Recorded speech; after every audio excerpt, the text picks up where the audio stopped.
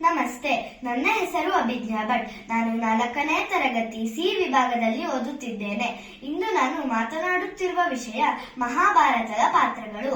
ಮಹಾಭಾರತವು ಭಾರತೀಯ ಸಂಸ್ಕೃತಿಯ ಅತ್ಯಂತ ಪ್ರಮುಖ ಹಾಗೂ ವಿಶಾಲವಾದ ಪುರಾಣಗಳಲ್ಲಿ ಒಂದು.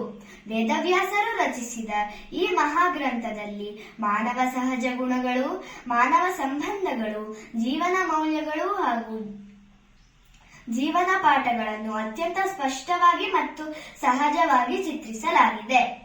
ಇಲ್ಲಿಯ ಪ್ರತಿ ಪಾತ್ರವು ವಿಶಿಷ್ಟ ಹಾಗೂ ಪ್ರತಿ ಪಾತ್ರವು ನಮಗೆ ಒಂದಾದರೂ ಮೌಲ್ಯವನ್ನು ಹೇಳುತ್ತದೆ. ಕೆಲವು ಪ್ರಮುಖ ಪಾತ್ರಗಳ ಬಗ್ಗೆ ವಿವರಿಸುವುದಾದರೆ, 1. ಧೃತರಾಷ್ಟ್ರ. ಆತ ತನ್ನ ಮಕ್ಕಳ ಮೇಲಿನ ಕುರುಡು ಪ್ರೀತಿಯಿಂದ ರಾಜ್ಯವನ್ನು ವಿನಾಶದ ಅಂಚಿಗೆ ತರುತ್ತಾನೆ. ಇನ್ನು ಕುರುಕುಲದ ತ್ರಯ ಭೀಷ್ಮ, ದ್ರೋಣ ಮತ್ತು ಕರ್ಣ. ಅವರು ತಮಗಿಂತಲೂ ಹೆಚ್ಚಿನದನ್ನು ದೇಶದ ಹಾಗೂ ಧರ್ಮದ ಪರವಾಗಿ ಬಲಿದಾನ ಮಾಡುತ್ತಾರೆ. ಭೀಷ್ಮನ ಶಕ್ತಿ, ಕರ್ಣನ ದಾನ, ದ್ರೋಣರ ವಿದ್ಯೆ ಇವು ಸದಾ ಜೀವನ ತತ್ವಗಳಾಗಿ ಸದಾ ಉಳಿಯುತ್ತವೆ.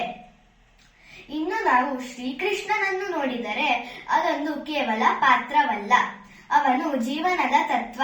ಅವನು ಬೋಧಿಸಿದ ಭಗವದ್ಗೀತಾ ನಮಗೆ ಸದಾ ಮಾರ್ಗದರ್ಶಕ. ಇನ್ನು ಪಾಂಡವರು. ಧರ್ಮರಾಜನ ನ್ಯಾಯ, ಭೀಮನ ಬಲ, ಅರ್ಜುನನ ಕೌಶಲ್ಯ, ನಕುಲ ಸಹದೇವರ ಪ್ರಾಮಾಣಿಕತೆ ಇಂದು ನಮಗೆ ಪ್ರತಿ ವ್ಯಕ್ತಿಯಲ್ಲಿನ ವಿಭಿನ್ನ ಶಕ್ತಿಯನ್ನು ತೋರಿಸುತ್ತದೆ. ದ್ರೌಪದಿಯು ಸ್ತ್ರೀ ಶಕ್ತಿಯ ಪ್ರತೀಕ. ಅವಳ ಆತ್ಮಬಲ ಮತ್ತು ಸ್ವಾಭಿಮಾನಗಳು ನಮಗೆ ಮಹಿಳಾ ಸಬಲೀಕರಣವನ್ನು ತೋರಿಸುತ್ತದೆ. ಹೀಗೆ ಮಹಾಭಾರತದ ಪ್ರತಿ ಪಾತ್ರವು ನಮಗೆ ವಿಶೇಷ ಗುಣಗಳು ಮತ್ತು ನೈತಿಕ ಮೌಲ್ಯವನ್ನು ಉಳಿಸಲು ಸಹಾಯ ಮಾಡುತ್ತವೆ.